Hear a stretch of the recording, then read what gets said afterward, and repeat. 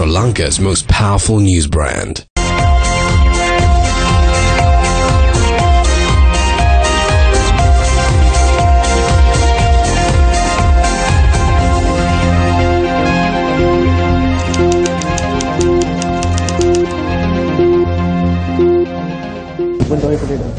Hello there, very good evening. This is Primetime News. We're coming to you live and direct from our Newsfirst studios here in Colombo. We're also live on Yes FM.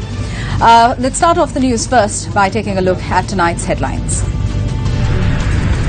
Bond Commission report presented to Parliament. Are the Bond Commission recommendations a whitewash? Why did the President storm out of Cabinet meeting yesterday? Ranjan Ramanayake defends President and states UMP is ungrateful.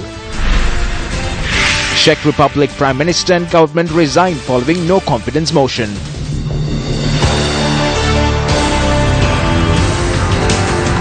All right, fantastic. Good evening. I'm here with Zulfiq Farzan and Faraz Shauktali. Good evening, gentlemen. Good evening. Good evening. Now, today saw the release of the report compiled by the Presidential Commission of Inquiry to investigate and look into the Treasury bonds. It's over 1,000 pages. Before delving deep into the recommendations, the findings of the report, and of how financial fraud is handled in Sri Lanka, let's take a look at an instance where financial fraud was handled in a completely different way, this time in the Czech Republic. Here, the Czech government, led by Prime Minister Andrej Babis, agreed to resign today after the minority cabinet lost a confidence vote on Tuesday. Here's a look. The government will remain in office in a caretaker capacity after the compulsory step pending negotiations on forming an alternative administration that could take weeks or months as parties shun Babis while he battles allegations he abused an EU subsidy program a decade ago as a businessman. Babis said, and I quote, "The government approved its resignation and I will ask for an appointment with the president so that I can deal with the resignation personally," unquote. President Miloš Zeman has said he will give Babis another go at forming a government. The president's spokesperson said Zeman would accept the resignation by the end of the working week. Police allege Babis, the country's second richest person, hid ownership of one of his companies a decade ago to win a €2 million subsidy, mostly from European Union funds meant for small businesses. He denies wrongdoing. He was charged in the case but regained immunity from prosecution when he won a lower house seat in an October general election in which his ANO party was the winner by a wide margin but failed to reach a majority. Parliament will decide whether to lift Babis' immunity on Friday. Right. Now, as I mentioned at the beginning of the bulletin, today saw the release of the report issued by the Presidential Commission of Inquiry to look into, investigate into the Treasury bond scam, massive fraud perpetrated against the public of Sri Lanka. Now, Zulfiq, you have been constantly, consistently monitoring all the developments, all the revelations for hours on end that transpired at the Commission. So, let's take our viewers as well as our listeners on Yes FM through some of the main allegations that have been leveled at certain individuals and certain groups. Right, Sonali, this evening the entire report was published on the website of the Presidential Secretariat. That's right. Now, this report comprises of more than 1,400 pages. That's excluding the annexures, which could go into more thousands and thousands of pages. Now, we actually had a very deep look into the executive summary of this report and also the recommendations of this. We must emphasize that that is the executive summary that we actually had a look into before delving into the 1,400 pages. Now, in this report, or the executive summary, there is one part which says that the Prime Minister had in fact only given former central bank governor Arjuna Mahendran a rather vague instruction of, can you consider moving into a different system or going into auction system. Now, however, for us, you might remember that when Arjuna Mahendran was testifying before the Presidential Commission of Inquiry, he in fact said that he got the instructions from the Prime Minister himself to do a change in the system. And also, Zulfik, if we remember, this is precisely what Arjuna Mahendran said at COP 1 and COP 2. So there are discrepancies, is it? Yes, there indeed. are inconsistencies. There are inconsistencies, right. Because, Sonali, whilst we have the Commission report saying that the Prime Minister had only instructed Mahendran to consider change, the Prime Minister in Parliament on the 17th of March, 9 days after Newsfirst first started reporting on this scandal, the Prime Minister said, I instructed the Governor to have a change of the system, he called it private placements, because he said there was a lot of corruption. I think we can have a listen to what the Prime Minister said on that day. Let's take a listen then. I insisted on a public auction because private placements have led to corruption and lack of transparency. Previously, parcels of government bonds were handed out to selected individuals on a favoured basis through a system of private placement. It took place outside the normal auctions of government bonds. Right, now, that was... There you are. That was the Prime Minister yes. on the 17th of March, and very clearly he says that he instructed that change. Right. And therefore, there's an odd... he says that, but in the Commission report, it says that he merely instructed the Governor to consider a change. So a marked inconsistency absolutely. There. Now, we have to speak about the massive role played by the media, the vibrant role played by the media in unearthing this massive financial fraud. Otherwise, Faraz and Zulfik, this would have just gone under the rug. Absolutely, Sonali, and I dare say that we would have still had the same governor at the central bank, Mr. Mahendran. Right. We also have to talk about the role of the Presidential Commission of Inquiry in that the revelations and the findings, the recommendations that came through the Presidential Commission of Inquiry was far more intense than both the COP 1 and 2. Right. The so level we of saw detail. The manner in which bigwigs were being summoned before the Commission of Inquiry. By bigwigs, you mean the Prime Minister himself, former Minister Ravi Karunanayake, General Secretary of the UNP and Minister Kabir Hashim, and Chairman of the UNP and Minister Malik Samarawickrama. And several others. Some corporate heads as well. That's right, and indeed. Several others. And Zulfik has sat through these proceedings every time they sat for 11 months. Yes. And Zulfik has got a stack of notebooks, which you've made, I think it's 13 notebooks. 13 notebooks. 13 notebooks, and it's marked for its clarity and the way he's printed it all out. So he was there, right. And he knows how the questioning went. Zulfik, my next question. Now, when we go through the executive summary and the recommendations of the Presidential Commission of Inquiry, we see indications of financial fraud, insider trading, collusion, possible bribery. Can you take us through some of these? Yes, Sonali. Now, if you take in the point of inside trading, now the Commission has said that it is recommending that action needs to be taken against this primary dealer called Perpetual Treasuries Limited, because it has found that Perpetual Treasuries Limited in fact was involved in insider trading and also market manipulation. And speaking of the 27th of January 2015, the first controversial bond auction. February 2015, the first controversial bond auction. The Commission has found that Arjuna Mahendran's decision to interfere with this auction caused an avoidable loss of 688 million rupees to the government. And the Commission says that Arjuna Mahendran is responsible for this loss and should be held accountable. In addition to that, the Commission also says that paving the way and also changing the system, Arjuna Mahendran had colluded with Perpetual Treasuries, enabling Perpetual Treasuries Limited to gain a benefit from that auction. Right. Now, sorry, yes, it's 688 million, and the fine is the same again. If found guilty before a magistrate court, that's right. The fine would amount to that same amount or again. double. Right. Now, let's take a look at some of the statements made by the head of state, President Maithripala Sirisena, who spoke very strongly about this biggest financial fraud perpetrated on the country.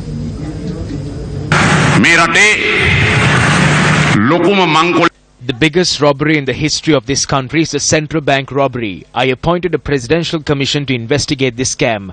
When the proceedings of the commission commenced, it was an eye-opener. You are aware that the report of the commission was handed over to me.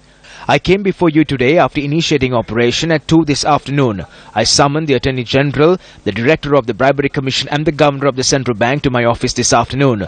I also summoned legal experts working in the state service. I had a meeting with all of them today. I inquired from them how long they would require the legal proceedings in order to take action against the rogues and to recover the people's money which has been lost in this scam. I asked them how long they would need to complete legal proceedings. I came for this meeting today following discussions and ensuring that a mechanism is in place to punish the rogues, to imprison the rogues and to recover the billions of rupees which belong to the people. I must clearly state that Operation 2 has been initiated. We have formulated 3 new acts. These acts will ensure that such scams are not committed in the future in the central bank. If the money that was lost due to the scam is to be recovered from the rogues under the existing law, it will take around 10 to 15 years. Therefore, we are formulating a new act that will enable the money to be taken from the bank accounts of these rogues expeditiously. The relevant regulations should be formulated to ensure that such frauds and corruptions do not reoccur in the central bank in the future. I reiterate that the amendments to the Bribery and Corruption Act has concluded. මේ වන විටත් වැඩ කටයුතු අවසන් කියන එක මම තමුන්නාන්සලාට ඉතාම පැහැදිලිව මම මතක් කරන්නට වෙනවා. Rather strong words by the head of state there. Indeed. Now, let's talk a bit about the manner in which this financial fraud was perpetrated. Now, see, the appointing of former governor of the central bank, Arjun Mahendran, it vests in the Prime Minister of the country. Well, the minister in charge of the subject of the central bank, which is the Prime Minister, was for the first time also the Prime Minister. Well, the first time because it's the first time that the finance ministry was split into 3. Now, Faraz, the commission report in its executive summary and recommendations says that there was a wrong value judgment made in this appointing of someone like this. Yes, because we must bear in mind that Arjun Mahendran was a Singaporean national, and it was pointed out that he didn't, for example, take the oath that all public officials take in this country.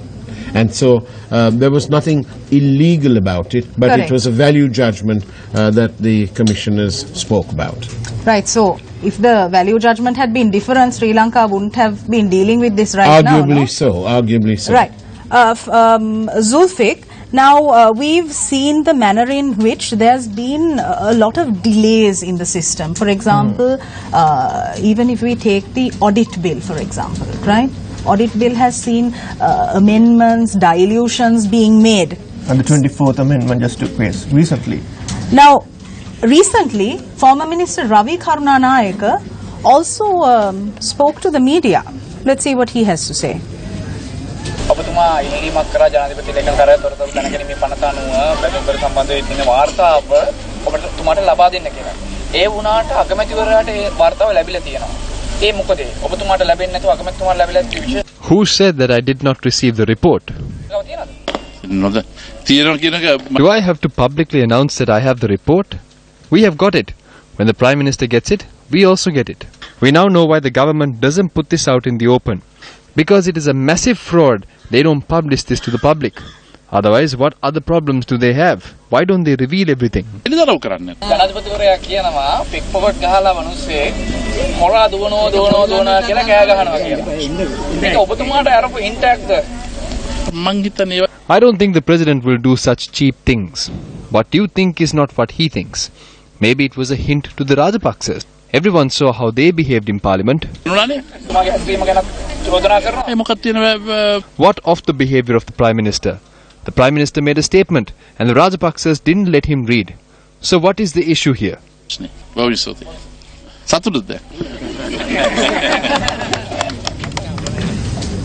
Well, quite a lot of melodrama surrounding the bond scam, Faraz and Zulfiq. Now, what we need to stress to the general public as well is the fact that just because the report is now out doesn't seem relevant unless These are made into actionable points because the Commission has recommended action be taken in civil courts, in criminal courts, right?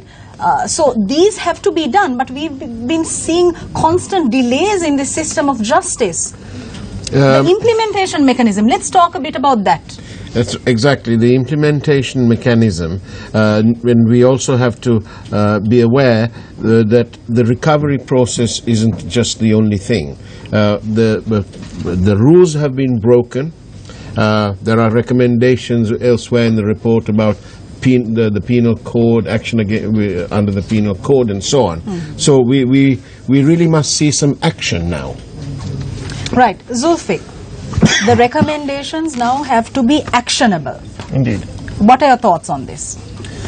Well, Sonali, we went to the recommendations and we found out a key important points where, like for us said, some recommendations are that if found guilty, action has to be taken under certain sections of the penal code, especially when it comes to the attempt to suppress evidence by Perpetual Treasuries Limited regarding the attempt to delete telephone conversations, and also where the Commission says it is determined now that Kasun Pali saying that the Chief Executive Officer of Perpetual Treasuries Limited had not given the proper information regarding the recordings at Perpetual Treasuries Limited, and in fact even in that point the Commission has recommended that if he is found guilty, that action must be taken against him under the penal code.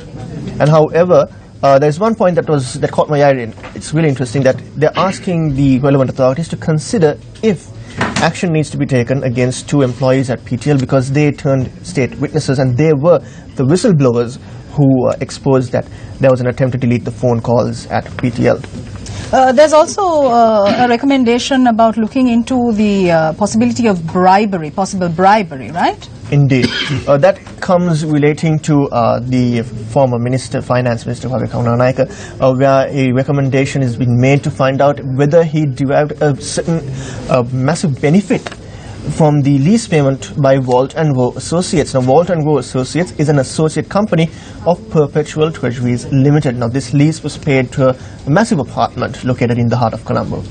Right. Now, and may I just add here that the recommendations of potential action under the Bribery Act is not limited only to Mr. Kananayake. There is also suggestion elsewhere that the Bribery Commission looks into the actions of Mr. Mahendran as well. Right. Indeed. Now, this report was also tabled in Parliament today. Let's take a look at what Speaker Karu Jayasuriya had to say. It's rather interesting.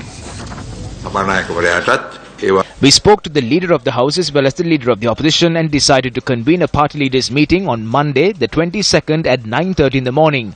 The future course of action will be decided there. An agenda will be created. When will this matter be taken up for debate? It cannot be decided by me. We will take action once the party leaders provide their opinion. Right. Now, the General Secretary of the UNP, Kabir Hashim, says that a 3-member committee will be appointed to study the Bond Commission report. Let's take a look at his remarks and then resume the conversation. If there's an allegation that Perpetual Treasuries earned an illegal profit of 1 billion, then you need to keep in mind that last year the Prime Minister intervened and gave orders to freeze their assets. Currently, there is 12 billion in their frozen accounts. If they did something illegal, then we can take back this money to the government. Reliable sources have informed me that there are recommendations to this extent in the Bond Commission report. When we receive this report, we will be appointing a 3-member committee following discussions with the leader of our party to further study this report. If there is someone involved in this, we will take stern action against those persons. The UMP will not falter in taking action against them. Now, this evening we were informed that the 3-member committee will comprise of Tilak Marapana. Faraz, your thoughts on this? Well, 2 years ago, we must remember that Tilak Marapana was forced to resign from his post as a minister because of his links to avant-garde.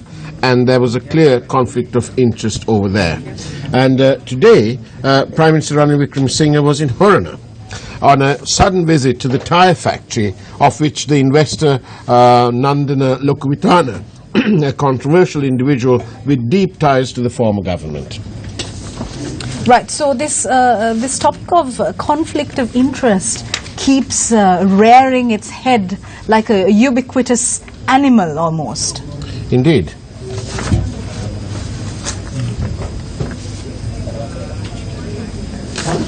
Right. Now, Zulfikar, another factor that was discussed was that of insider trading. Insider trading. Indeed. What exactly were the points in the report? Well, Sonali, in the report it says that Perpetual Treasuries Limited had connections with certain institutions where they had, colluded, like I mentioned before, that Arjun Mahendran colluded with Perpetual Treasuries on the 27th of February 2015 bond auction. Now, however, at the Commission itself, evidence came out that this is not just market manipulation. See, Perpetual Treasuries Limited, according to the evidence that was led before the Commission, had actually purchased bonds from the market and then pumped the prices up to other means, and then finally dumped, in their own words, dumped it on the Employees Provident Fund. Now, the Employees Provident Fund, the largest fund in the entire region, is filled with yours and my hard-earned money. Now, in addition to that, this network, how they built it, was also exposed by the Attorney General's Department during the hearings of the Commission, where they said it was like a network of a beehive, where Perpetual Treasuries Limited had individuals placed in different institutions, and then where they discuss all the arrangements of the bond transactions, and that is how they had entered into those bond transactions in a very deceptive manner under the guise of this certain beehive that they have established. To prove one claim, they showed that an informant, only by the code name of Charlie, during a period of 1 year was paid almost 100 million rupees in bribes. And then that included several others as well from different institutions, including the Employees Trust Fund and the Employees Provident Fund. So these are revelations that were revealed in the during the Commission proceedings, right? Yes, what they showed was that it was a pattern in trading that was designed to mask the real beneficiary. So, according to the evidence that was led at the Commission, the real beneficiary goes much more higher. It's not just limited to one party. Right. Now, for us, we see corruption, large-scale fraud, large-scale corruption, white-collar crime. Day in, day out, we are also in office talking about this, disseminating information to the public. Exactly. Right? Now, we saw the manner in which the head of state, President Maithripala Sirisena, expressed his disgust. After contempt for corruption. Absolutely. So yesterday the President made a very strong statement at the cabinet meeting about how he risked his entire family to contest at the 2015 presidential election. Now, State Minister Lakshmana Abewardena elaborated on what the President actually said.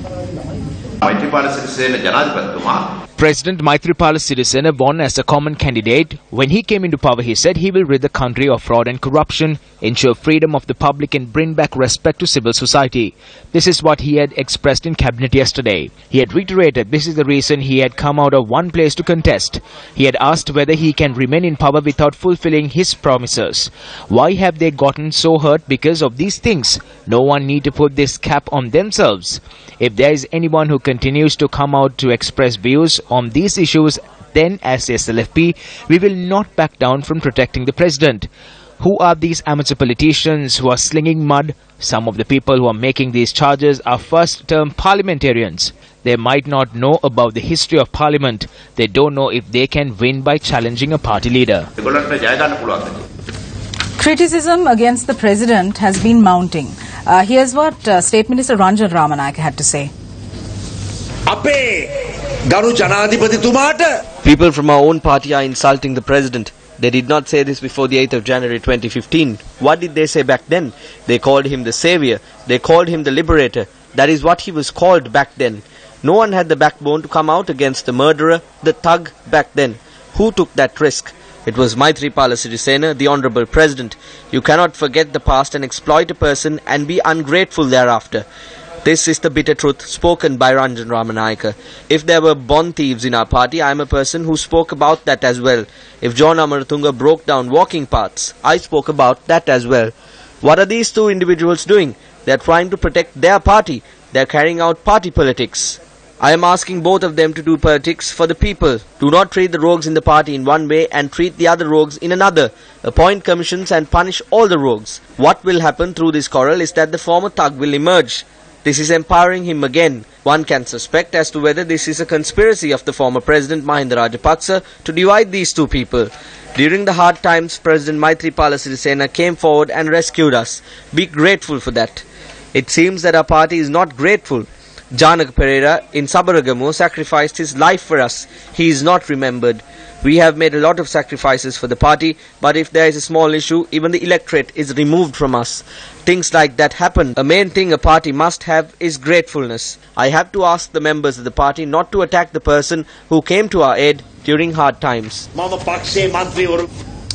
Several newspaper headlines today carried the news that the president had stormed out of the cabinet meeting yesterday and had to be sort of calmed down and then brought back in. So a lot of criticism taking place against the head of state. Now today the UNP working committee met and some decisions had been taken following yesterday's conduct. Let's have a quick listen to what Minister Navin Disanayake and MP SM Marika had to say after the meeting.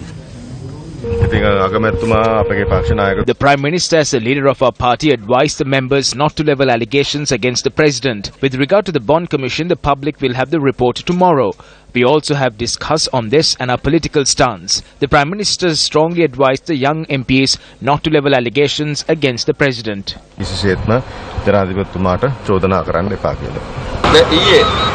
Cabinet මණ්ඩලයේදී ජනාධිපතිවරයාව විවේචනය කිරීම සම්බන්ධයෙන් ඒ ආණ්ඩුව විවේචනය කරන්න එපා කියලා මේදී උපදෙස් ලැබුණාද ඔබතුමා? නෑ අපි ජනාධිපතිතුමා විවේචනය We have never criticized the president. We have said we snuck into Mahinda Rajapaksa's pocket and campaigned for the president. We have never criticized the president that we appointed. The president is ours, no one else's. අපි විවේචනය කරලා නෑ ජනාධිපතිතුමා අපේනේ වෙන කාගේවත් නෙමෙයිනේ. Although the parliamentarian expressed these views today, this is what he said a few days ago. අවුරුදු 6කට ජනාධිපතිකම Today, Maithripala Sirisena is trying to see if he can stay in power for 6 years. When he was contesting, he said, give me power for 5 years. He said he will get rid of his powers within 100 days. Now he wants to stay in power for 6 years. In a similar fashion, Mahinda Rajapaksa tried to see if he could stay in power for 3 terms. He came into power asking for 5 years, now he wants 6. We don't know about the law, but the people can reach a decision on him. There is a limit to lying. Be careful of such politicians. Faraz, your thoughts? Well, very unfortunately and sadly to say, Mr. Marika was a journalist, and his outburst is absolutely unacceptable and is not in keeping with the expectations of the people when it comes to a legislator.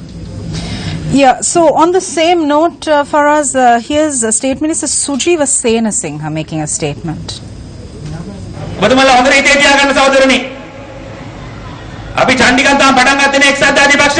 Keep this in your mind. The UNP did not start its thuggery yet. We are ready for any game. You might remember the 70s and the 80s. We're ready for the hook or for the crook. Sujiva Senasinghe and Sarath Fonseca are good thugs. Faraz, we keep talking about a vibrant media. We keep talking about media freedom, freedom of expression. These are the ideals that we believe in. These are ideals that are enshrined in the Constitution. Freedom of expression is enshrined in the Constitution as a fundamental right. Absolutely. Now, what is this intimidation? Sonali, what we need to realize is that right from the 8th of March 2015, when we first started reporting on the subject following an article that appeared in the Sunday papers, we have maintained the one line: conflict of interest and a departure from process. Every time, each and every report that comes through these to our offices here will and can stand up to legal scrutiny. There's no two words about it. The media has been very strong, and if it was not for the media, none of this would have come out on top. Now, Sonali, when we see this, when we read the executive summary of the Commission report, it appears that they are trying to hang Ravi Karunanayake and Arjuna Mahendran. So are they the fall guys? They appear to be so, because you see these people and several others involved in this scam simply didn't act on their own. It would be foolish for us to think that, and there's one thing that the public in Sri Lanka are not, and that is they are not foolish.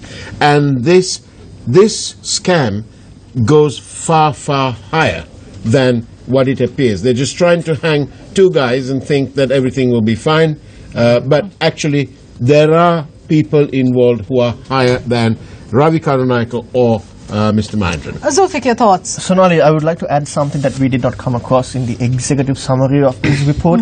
That is, I've been at the Presidential Commission for almost 10 months, sitting in there every day from morning till late afternoon, and coming back here and reporting to you, the viewers, on what exactly happens at the Presidential Commission. Now, the Attorney General's Department at one occasion said, I did not find these words in the Commission executive summary, but they said that this is not just a spontaneous incident. It did not just happen. The Attorney General said, the department said, actually those officers who came forward to investigate, they said that this was in fact a pre-planned and determined and well-orchestrated scam. Indeed. It had, if we were talking about murder, it was murder in the first degree because it was premeditated. Everything about this scam suggests that that is what actually happened. It was a well-orchestrated scam that the Attorney General's Department described as the greatest financial fraud ever to be inflicted on the people of Sri Lanka. And the biggest loser out of all this, as we can now see, has been the EPF. And that is the monies of the hard-working, tax-paying people's monies. Yours, Zulfiq, and everybody out there. And it is absolutely disgraceful that, and as we go through this, and we've been following this since 2015, all the lies that has been said in the past is now being systematically dismantled, because at the end of the day, Sonali, as you know, the truth will always prevail. Right. Faraz, on that note, let's take a look at what MP Mahindananda Alutgama had to say.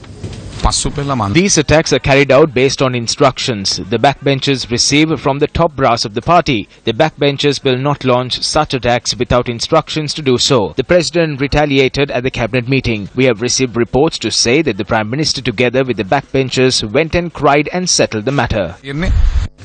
Right, interesting statements there. Now, finally, Zulfiq and Faraz, we need to also talk about some of the other facts brought out by the Commission report. One, the initial committee that was appointed to look into this, the Pitipana report, committee, right? Now, the Commission report says this Pitipana committee didn't really have the technical knowledge or know-how. That's right. Because this central bank bond, treasury bond process, it's a very highly technical and so now it's a very, very complex process. Correct. Because when you take into account government securities, it's not just buying a bond. There's a huge process behind it, how the payments are made. So that's why it took almost 10 months for them to understand actually what went wrong at the central bank. Right, gentlemen, we are running out of time. So thank you so much for your contributions right throughout. Do I have a few? Back to a news first. Now, the Cabinet yesterday decided to publish the proposed debt management bill in Gazette and present it in Parliament for approval. Now, through this new bill, Sri Lanka's public debt sustainability is to be managed at a national level. Following a proposal made by Prime Minister Ranil Wickremesinghe, the Cabinet approval was granted to publish this bill in the Gazette and to submit it for Parliament approval. Foreign liability management becomes an immediate priority as the economy is facing the largest ever foreign debt servicing requirements clustered during 2019 to 2022. The objective of the bill is to permit the central bank to issue new debt outside the debt limit approved by Parliament in the Appropriation Act, in order to restructure the repayment of the existing debt profile of the country. The benefit of the money that is raised by central bank doesn't go to government. It will be solely used by the central bank in order to restructure the debt repayment, and therefore the government's cash flow will become an even cash flow. So therefore, this is actually one of the measures that the government has taken to manage the liability arising from the existing public debt. But actually what the government should do is to reduce the level of public debt and the indebtedness of the country. The government has to restructure its public finances completely. Who controls the debt in the country? Is it the government, CBSL, or is it the Prime Minister? What is the reason to rush this legislation? Is it a good idea to go ahead with such a decision given by the CBSL's recent track record? Has President Maithripala Sirisena approved this proposed legislation? Edition of Prime Time News. Gentlemen, thank you for your contribution. Farah Shaukat Ali, Zulfiq Farzan. Remember, the media cannot be intimidated. We will continue to monitor Sri Lanka's security, Sri Lanka's financial security and stability. We report, you decide.